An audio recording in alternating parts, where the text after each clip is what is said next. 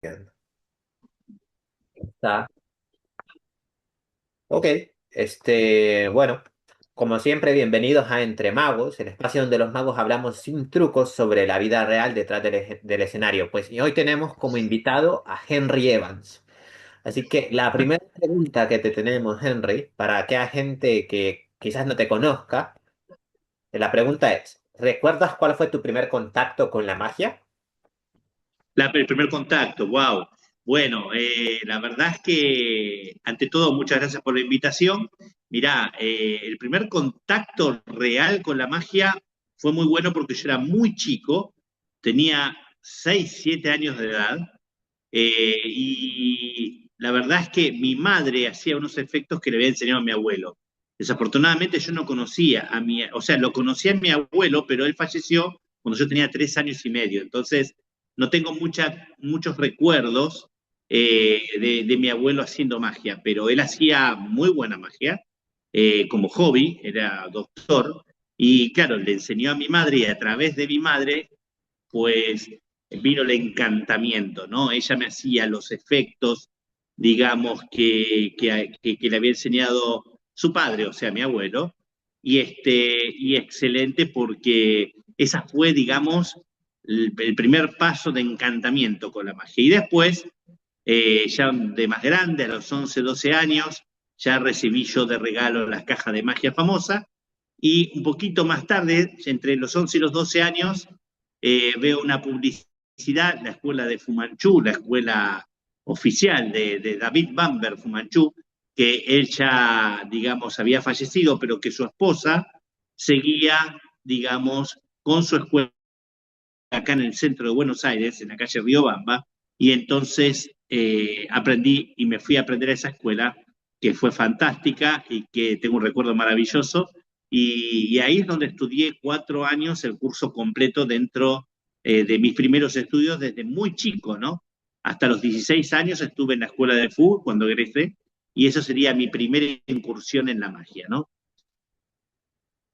Vale. ¿Y qué te hizo seguir en este camino? O sea, ¿qué te hizo no tirar la toalla, digámoslo? A ver, para mí esta es la mejor profesión del mundo, ¿no? O sea, poco a poco se transformó mi profesión, y lo que yo te podría decir es que siempre me gustó dentro de la magia. Lo que me gusta es esto de generar imposibilidad y asombro, que es la propia esencia de la magia, ¿no? Es ver la reacción de los espectadores ante algo que sucede a 2 centímetros de la vista que no tiene explicación. Y además, algo que es más importante todavía que eso, es que ves que cualquier persona, espectador, amigo que presencia un efecto de magia, inmediatamente se va más feliz que como vino. Yo creo que esa es la clave. Eso es lo que te hace conectar tanto con este hobby que después se transforma en profesión, ¿no? Porque al principio era un hobby.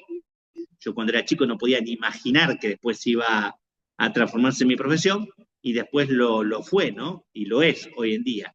Y eso me parece fabuloso, ¿no? O sea, no, la parte creativa también, la parte de poder, la variedad tan amplia que tiene de estilos la magia, que podemos hacer magia de cerca, grandes ilusiones, magia general. Entonces, no te podés aburrir nunca. Esto es una maravillosa, para mí la mejor profesión o el mejor hobby del mundo, donde jamás te vas a aburrir, siempre tenés algo nuevo, y creo que ese es el encantamiento que hizo que yo me dedique full time y no salga nunca de esto, ¿no? Vale. ¿Y cuál fue el momento en el que dijiste, esto no es solo un hobby, es mi vida? ¿Cuál fue ese momento exacto? Porque tú dices que fue Ah, gradual, ¿no? perfecto. Pero Bueno, hubo hubo un un clic, momento. claro, el clic sucede a los 16 años. Cuando yo termino la escuela de Fumanchu, yo egreso, y claro, ahí ya era egresado a la escuela de Fumanchu, y a la vez tenía 16 años. O sea, yo estaba casi terminando la secundaria, el último año de la secundaria, del colegio. Entonces ya es el año donde uno se plantea también qué vas a hacer con tu vida, si vas a trabajar, de qué vas a trabajar, si vas a seguir estudiando. Y a mí me seguía gustando la magia con total intensidad, ya venía siempre pensando en magia. pero digamos que empecé a trabajar profesionalmente a los 16 años, una vez que egresé de la escuela de Q, empecé con los shows infantiles, ¿no? Y empezamos con otro colega mago, muy bueno de Argentina, juntos manejábamos restaurantes infantiles en donde hacíamos shows, los dos, y después nos dieron toda la concesión. Teníamos 120 shows mensuales, que eran una barbaridad, y teníamos que llamar magos para armar equipo, y a quienes le distribuíamos las fiestas, y la verdad que estuvimos 4 años muy buenos haciendo eso, que para mí fue la gran escuela de la magia infantil en el primer momento, ¿no? Cuando yo, en mis inicios. Y después seguí en muchos estilos, ¿no? Siempre me encantó explorar los diferentes estilos de magia también, ¿no? Tuve el ratito de la magia en televisión, donde estuve en programas de prime time de Buenos Aires. También me tocó hacer teatro, muy buenos teatros como el Luna Park, espectáculos en teatro. Todo es un gran aprendizaje, ¿no? Son distintos códigos, distintos timings, podríamos decir. No es lo mismo hacer magia en televisión que en teatro. No es lo mismo hacer magia para chicos que para adultos. Entonces, todo eso es un aprendizaje riquísimo y lo mismo, no es lo mismo hacer magia para público que para magos cuando entras en el terreno de las competencias, que yo entré muy joven, ¿no? Muy, muy joven, cuando tenía 16 años también. Ahí fue el primer Flasoma, en realidad a los 17, y me presenté en el primer Flasoma y ahí sacó segundo premio, ¿no? Entonces, son muchas cosas, ¿eh? Un aprendizaje completo donde egreso de la escuela de Fu Manchu, empiezo a trabajar de esto, o sea, empieza ahí a transformarse en profesión con los shows y a la vez continúa el aprendizaje explorando otros públicos, otros terrenos, podríamos decir, súper fértiles, súper buenos, súper ricos, como aprendizaje, ¿no? Así que he tenido esa enorme suerte de hacer distintos escenarios, ¿no? Vale. ¿Y qué tan fácil o difícil fue comenzar en tu ciudad? Bueno, a ver, a mí no me resultó muy difícil, ya te digo, un poquito ahí juega la suerte, porque estudiando con Mario Tiango, mi maestro, mi querido maestro, él siempre ayudaba a sus alumnos, siempre nos ayudó. Entonces, yo le debo a él 100% de la enorme posibilidad o ventaja que me dio de conectarme para poder hacer estos shows infantiles. Fue él quien me recomendó, me pasó un show primero, salió muy bien, le dijeron que les había gustado mucho y ya después me dejó directamente el manejo de la concesión junto con otro mago, porque para mí va a ser muy difícil hacerlo solo, y los dos quedamos a cargo de manejar todos los cumpleaños infantiles. Entonces, ahí es para mí el primer momento y el momento en donde tengo esa responsabilidad, ¿no? Y no me fue tan difícil gracias a eso, a que tuve un maestro que me guiaba y que me recomendó y me puso en el lugar con una oportunidad tremenda, que tenía mucha responsabilidad, pero que a la vez fue riquísimo ese momento, ¿no? Así que, por suerte, después sí, podría decirte que lo que no es tan simple es mantenerse, o sea, poder mantener para mantenerte tenés que hacer las cosas bien, las cosas muy bien.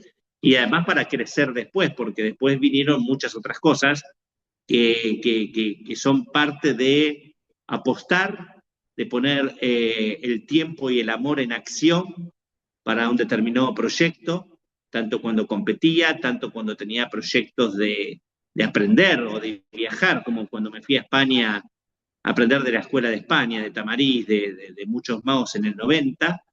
Y todo esto son decisiones que uno va tomando, riesgos que va tomando y dinero que va gastando, pero con el beneficio de poder, ya te digo, progresar y aprender, ¿no? Vale. ¿Y cuál ha sido el mayor reto que has tenido como artista? A ver, tuve varios retos, te digo, como artista. El primero fue en el Luna Park con Camerata Bariloche. Camerata Bariloche son músicos de cámaras, violinistas, toca violín, violonchelo, contrabajo, viola también, y son todos instrumentos de cuerdas que lo difícil eran, digamos, los músicos más famosos del Teatro Colón de acá de Buenos Aires, que en el Luna Park, que es el estadio más famoso acá, decidieron hacer la magia de la Camerata Bariloche. Entonces, para mí fue un desafío porque me sacó de lo confortable. Yo era un mago de eventos y pasé a un teatro muy grande, con algo muy importante y con un proyecto muy importante porque ahí tenía un guionista que escribía lo que yo tenía que decir, porque en un espectáculo que no lo escribí yo, lo escribió otra persona, tenía un regisseur que es el que te está dirigiendo y diciendo cómo tenés que caminar, cómo tenés que mirar al público, dónde van las pausas. Entonces, la disposición de los objetos en escena. Para mí fue la gran escuela de teatro que yo tuve. Y además tenía un guión que iba en sincro con los músicos para tener esa conexión de espectáculo entre la magia y la música, ¿no? Y además hacía un estilo de magia muy diferente al que estaba acostumbrado, porque los shows eran para 3.000, 4.000 personas. Por lo tanto, tenía que hacer grandes ilusiones en una época donde yo era muy joven, muy ágil, también muy flaco, y ahí aprendí a hacer muchas grandes ilusiones y además con mucha actuación, porque era todo teatral, en un espectáculo teatral. Y eso estuvo bárbaro. Ese fue uno de los grandes desafíos. Hacíamos el cambio de ropa de todos los músicos. Imagínate 15 músicos con ropa de calle, afinando instrumentos. Yo llegaba, había un conflicto, yo era el mago contratado en el lugar, y ellos decían que eran los músicos, y ante ese conflicto les hacía ver que el público estaba en la sala, levantaba una tela, la rompía al medio y cambiaba de ropa. Yo venía con ropa de calle y ahora estaba de frac, y cuando señalaba estaban todos los músicos vestidos de frac. Y eso era un aplauso que duraba 3 minutos, era interminable, era increíble. ¿Por qué? Porque la sorpresa e impacto que el público recibía era mucho mayor que cuando ves a un mago, porque ellos venían siguiendo la línea del guión, pero estaban metidos en la historia, lo que íbamos contando y no se esperaban que hubiera un efecto de magia así. Entonces fue tan sorpresivo que eso pegó un impacto. Y para mí fue uno de los grandes desafíos, como también fue un desafío muy grande hacer aparecer un auto cuando una empresa nos contrató después de ver ese show y en la inauguración de uno de los automóviles, el Peugeot 306 para Sebel, tuvimos que hacer aparecer el auto, ¿no? En vivo, un auto de verdad, y lo hicimos perfectamente. Entonces, claro, es otra magia, cada cosa es un desafío diferente, ¿no? Y después te puedo contar el tercer desafío, que no son todas las competencias, cada competencia tiene su encanto, pero el tercer desafío y grande en mi carrera fue el Campeonato Mundial de Campeones. Después de sacar el Campeonato FISM, me invitan a un Campeonato Mundial año 2012 en China, Beijing, donde iban a competir 20 campeones de distintas categorías de los últimos 30, 40 años. Entonces, eran todos actos de primer premio que competíamos en un espectáculo especial televisivo en Beijing, y era oro, plata o bronce los premios, y tuve la gran fortuna de ganar el premio de oro. Pero eso fue un desafío muy grande, además porque lo hice con barajas prestadas, o sea, no tenía absolutamente nada mío.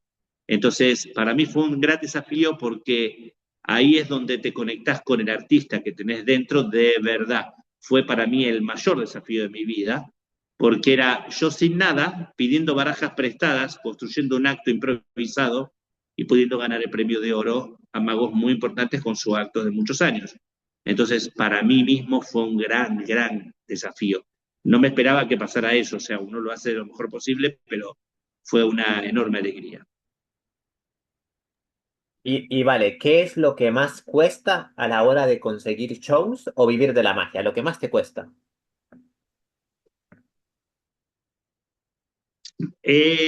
A ver, yo creo que siempre para conseguir shows, a ver, yo en este momento no estoy con el foco puesto en hacer eventos como era hace 20 o 30 años. Yo me dedicaba a eso. Hoy en día, lo mío son más dar conferencias y shows en teatros. Entonces, no estoy tanto en la línea de eventos, ¿no?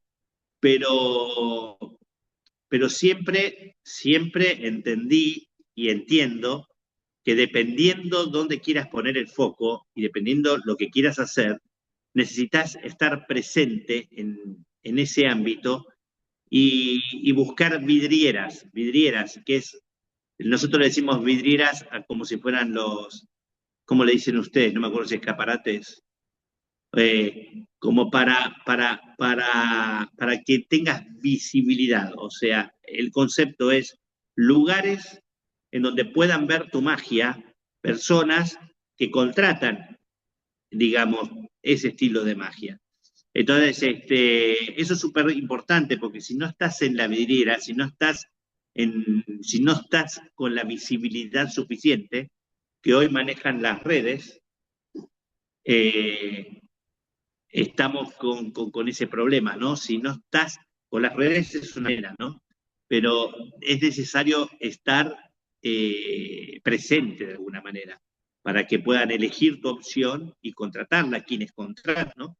Entonces siempre traté de hacer eso en cualquier ámbito, por ejemplo, en conferencias, en convenciones, trato de estar visible en convenciones. Cada vez que te contratan, si haces bien las cosas, seguro salen 2 o 3 contratos nuevos. Entonces, ahí está la clave. Cuando tenés una oportunidad, cuando tenés un contrato, sea un evento en casa de familia, sea un evento en un teatro, trata de hacer el mejor show y trata de hacer publicidad y promocionarte para que la gente tenga la forma de llegar a vos y no hay mejor publicidad que quien vio tu trabajo y quien ya le gustó, ¿no? Porque ese es el mejor promotor que puedes tener. Ese mismo se va a encargar de recomendarte o de llevarte otra vez porque le gustó lo que hiciste. Así que eso me ha funcionado siempre. Vale. ¿Y qué te gustaría que cambiara en el mundo de la magia? A ver, en el mundo de la magia, no sé si hubiera algo que me gustaría que cambiara, pero no soy muy fan de que se revelen muchos secretos, ¿viste? Cuando se revelan demasiados secretos en Internet. Por ahí yo soy un poquito más de otra época y si bien es imparable porque vos lo ves eso todos los días, nada, no me gusta mucho eso, pero igual siento al mismo tiempo que cuando estás delante de un artista, ya el secreto deja de importar, o sea, no es tan grave, pero me gustaría que eso no esté, o sea, porque la magia lo que tiene es eso, que se disfruta mucho más ante la imposibilidad, ¿no? Si ya tenés referencias o tenés una idea de cómo lo hace, se empieza a perder el encantamiento, ¿no? Que es la base de la imposibilidad de la sombra. Pero bueno, también nos pone un desafío a los magos de hacer cosas que no sean convencionales. Si vos te manejas en una línea no tan convencional, eso no te afecta en definitiva, ¿no? Pero no es algo que me encante que se revelen secretos por ahí y yo tengo la estrategia de usar métodos no convencionales para que no me afecte, ¿no? Básicamente. Vale. ¿Y cómo haces para darte a conocer? Mira, yo no hago demasiado. A mí en el ámbito, yo para serte sincero, me conocen mucho en el ámbito de magos, o sea, dentro de los magos. Con el público yo era conocido antes, acá en Argentina, era 30 años cuando trabajaba acá, porque como te decía, hacía televisión. La televisión en ese momento era un gran motor para que te conozcan. Hoy no es la televisión, hoy son las redes. Si hoy planteara que quisiera ser famoso para público, haría toda una estrategia en redes que no estoy haciendo. Ya te digo, mi foco está más puesto en disfrutar lo que hago, en la magia que hago. Estoy muy contento con lo que estoy haciendo, con dar conferencias, con dar shows, estar en teatros, estar en conferencias y viajando. La verdad es que no paro de viajar, viajo todo el tiempo.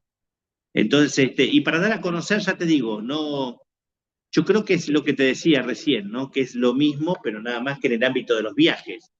Si vos te contratan o te llevan a una convención, haces una conferencia, haces una gala y a la gente les gusta, de ahí sale otro viaje. Entonces termina haciéndose una cadena. ¿Cómo te das a conocer? Estando presente, estando visible, ¿no? Y haciendo constantemente, como un motorcito que no se apaga nunca y que estás haciendo. Y otra cosa, mantenerte generando nuevas ideas. No es hago siempre lo mismo, porque entonces eso tiene un límite. Una vez que cerraste el círculo, no te vuelven a llamar, porque si no, pero ya lo vimos, ya no vamos a llamarlo para que haga lo mismo. Entonces hay que saber renovarse. Yo todo el tiempo renuevo mi show, mis conferencias y todo. Entonces eso también es un motor que está encendido y que tiene que estar todo en síncrono, ¿no? Para que funcione y que tengas opciones y que cuando tengas que volver a un lugar que ya estuviste, le digas, sí, pero mirá, tengo un espectáculo completamente diferente o tengo una conferencia completamente diferente y que sea cierto. Y si logras eso, funciona muy bien. La manera de promocionarte casi te diría resulta automática. Yo no tengo que golpearle la puerta a alguien para decirle, por favor, contráteme. Yo tengo la suerte de que en el ámbito que estoy, en lo general, me van conociendo y me van llamando y voy haciendo todas las cosas que voy pudiendo, ¿no? Vale, y si tuvieras que mejorar una parte de tu carrera mágica, ¿cuál sería? Mejorar. Siempre, yo estoy mejor, yo estoy corrigiendo todo el tiempo. O sea, esto es a prueba y error. Entonces, yo me equivoco muchas veces, como todos. Entonces, lo que tengo siempre presente, yo no te diría que dejaría de hacer algo porque me fue mal en algo. Al contrario, yo creo que eso que me fue mal lo volvería a hacer, porque gracias a esas cosas que me fueron mal, nacen las que me fue bien, ¿no? Porque las que me fueron bien, porque del error se aprende. O sea, si vos te equivocás, no es por este lado, vamos para aquel lado. Es buenísimo el proceso de aprendizaje que existe entre la apuesta que haces en determinado momento. A veces me pasa con un juego, un producto. Digo, este juego va a funcionar un montón y después no funciona. Y otro que no tenía yo expectativa alguna, funciona un montón. Bueno, esto es aprendizaje, ¿no? Hay que aprender a estar preparado para la observación de cuál es el camino a seguir, ¿no? Entonces estoy muy atento a eso y constantemente pasa que uno se equivoca y vuelve a corregir, ¿no? Entonces borramos, volvemos a escribir y vamos para el otro lugar. Pero eso yo no me arrepiento. Yo te diría que no tengo arrepentimientos en cuanto a esto lo hubiera hecho diferente porque me equivoqué. No, sí, hay algo que me enseñó mi maestro y que fue una enseñanza de vida cuando yo era chico, dijo, siempre seguí tu proyecto. Tené cuidado porque lo que no te debería pasar nunca es que llegues a los 50 años o más de 50 y que mires para atrás y no reconozcas el lugar donde estás y que digas, seguí el proyecto porque un amigo me dijo, metete en esto, metete en otro. No, yo seguí de verdad lo que me dictaba el corazón. A mí me encanta la magia, yo no me metí ni a estudiar abogacía, ni medicina, ni arquitectura, porque mis padres me dijeron, no, no, tenés que hacer esto. Tuve la suerte de tener padres que me apoyaron en lo que me gusta, entonces, desde ese lugar te puedo decir que siempre, desde el muy chico, me dediqué a lo que me gusta. Entonces, volvería a hacer todo con los mismos errores que cometí, porque eso me llevó a los éxitos que tuve. Y los éxitos son muchos más que los errores. Entonces, en la balanza del criterio que hay que tener para quedarte con lo bueno, digamos, es mucho más lo positivo que lo negativo. Entonces, creo que lo negativo me ayudó también a llegar a ese lugar positivo que uno soñaba. Así que me parece que es parte del proceso y parte importante también. Vale, ¿y qué te inspira a seguir creando magia? A mí lo que más me inspira ahora en este momento no es solamente algo, podría decirse, egoísta, personal. Me inspira y me da mucha felicidad que gente joven que viene, digamos, con mucho talento, preparándose, con muchos sueños también, eh, que uno pueda inspirar a esa gente joven. Eso es lo que más me motiva. Sacar nuevas ideas hoy no son tanto para sacarlas yo, sino para justamente publicarlas o dejarlas al servicio de colegas y amigos que les puede venir muy bien también, ¿no? Y que también esos juegos pueden ser trampolín de nuevas inspiraciones para nuevas ideas. Entonces, por eso me gusta mucho dar conferencias y todo eso, porque en la conferencia está esa vocación de yo saqué estas ideas, pero no me las guardo para mí. Yo saco estas ideas y ahora las comparto con mis amigos, colegas, magos. Entonces le explicas con lujo de detalles cómo son los efectos y esos efectos después se ven plasmados en los magos jóvenes que van con mucha fuerza y entusiasmo, e incluso me sorprendo día a día, le van logrando cosas nuevas, o sea, ellos también van cambiando, mutando, agregando nuevas presentaciones o combinándolo con otras cosas, y eso hace que la magia evolucione, ¿no? Esa es la clave. Así que yo siempre estoy al servicio de eso, me encanta. ¿Qué te gustaría aprender que aún nadie enseña en el mundo de la magia? ¿Qué me gustaría aprender? Perdón, no te escuché lo último. ¿Cómo? Vale, te lo repito. ¿Qué te gustaría aprender que aún nadie enseña en el mundo de la magia? Ah, sí, a ver, yo aprendí, tuve la suerte de aprender cosas que nadie te enseña en el mundo de la magia, que te voy a contar cuáles son porque eso creo que es importante. Nadie te enseña bien la importancia que tiene, y esto es clave, ¿no? Cuando, la importancia que tiene el estar vivo en escena. O sea, tocamos todo de oído, pero lo que te enseñan en la escuela de magia, ¿qué es?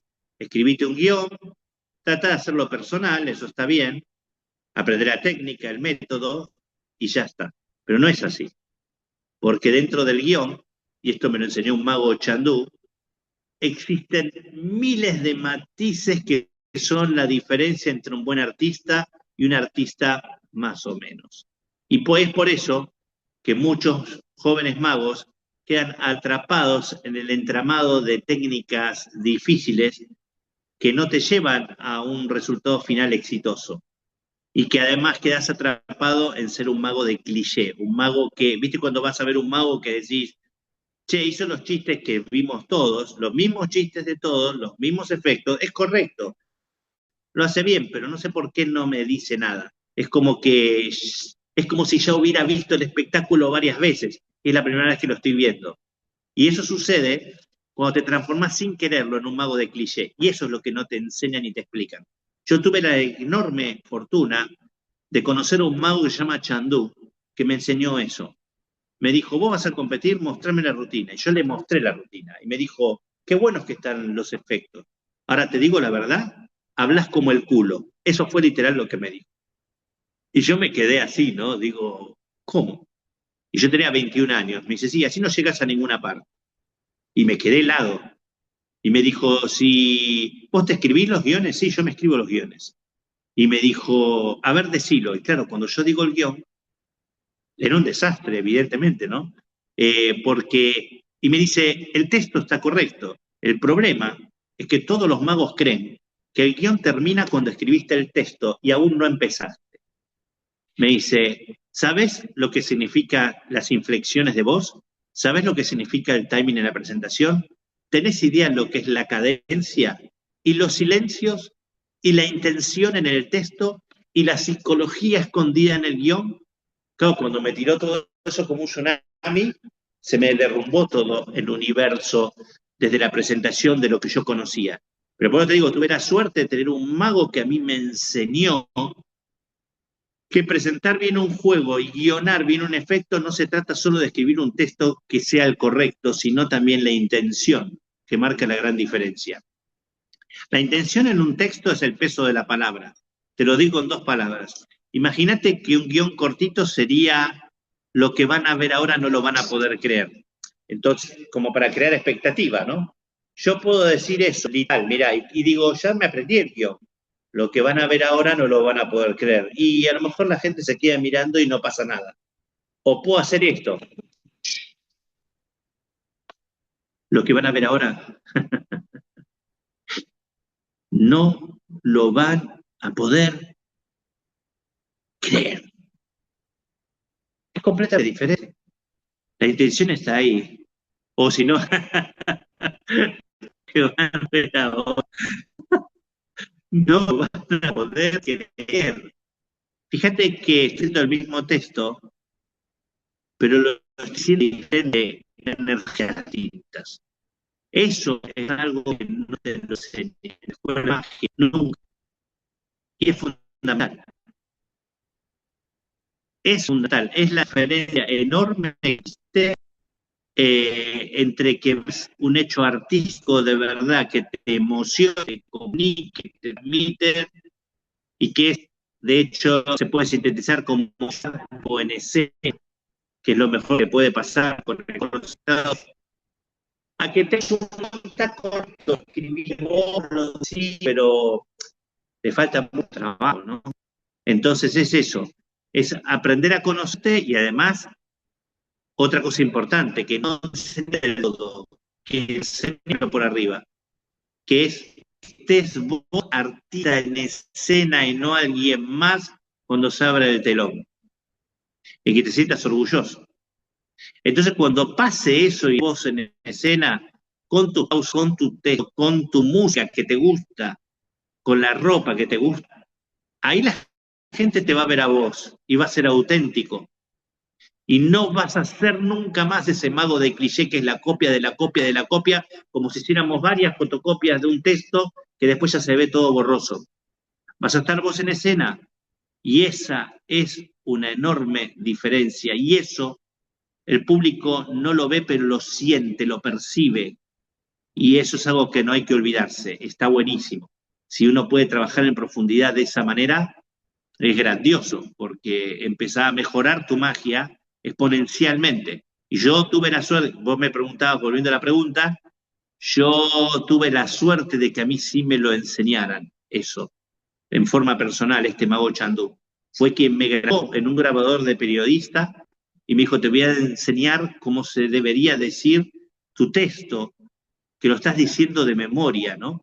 Y si bien era una especie de clase de teatro, pues fue mucho más que una clase de teatro, era un mago estrella que me enseñó a manejar pausas, a saber que el final lo podía rematar de muchas formas diferentes de la presentación, que los silencios potencian mucho la magia, como René Laván, que es un gran ejemplo, y que la música es súper importante puesta en el punto justo porque puede llegar a ser el 50% de tu acto y del éxito de un musical, por ejemplo. Entonces, esas cosas habría que ponerle más el foco y en las escuelas de magia deberían enseñarse, ¿no? O sea, es importantísimo. ¿Qué tipo para terminar, qué tipo de colaboración te gustaría tener con otros magos?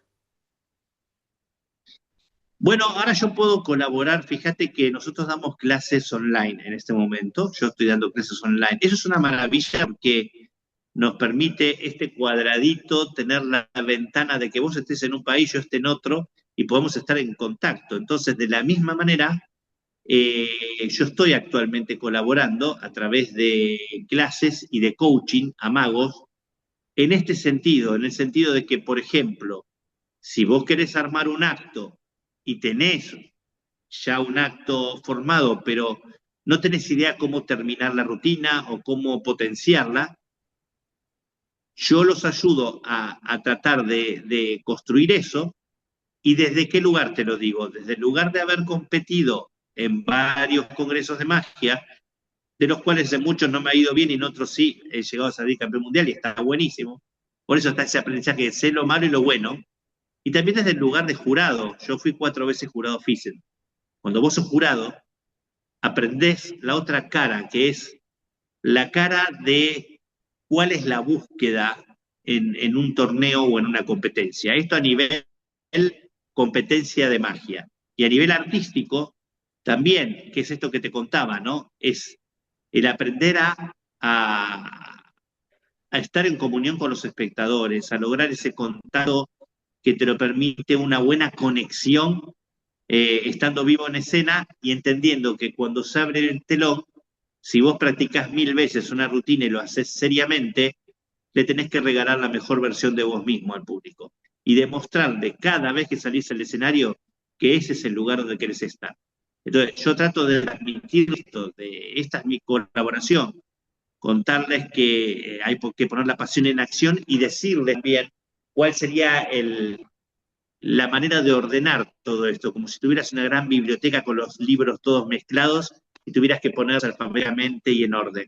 Es un poquito eso lo que yo trato de colaborar, colaboro con colegas y me encanta hacerlo, porque antes por ahí no tenía la experiencia para hacerlo, hoy tengo más experiencia que antes y seguramente la tendré mañana más que hoy, porque es un constante aprendizaje y estamos en construcción, pero desde mi experiencia yo puedo llegar a hacer eso y ese es mi aporte, ¿no?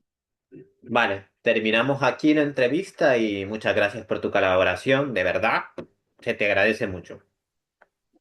A ti y te mando un abrazo muy grande. Gracias por la invitación.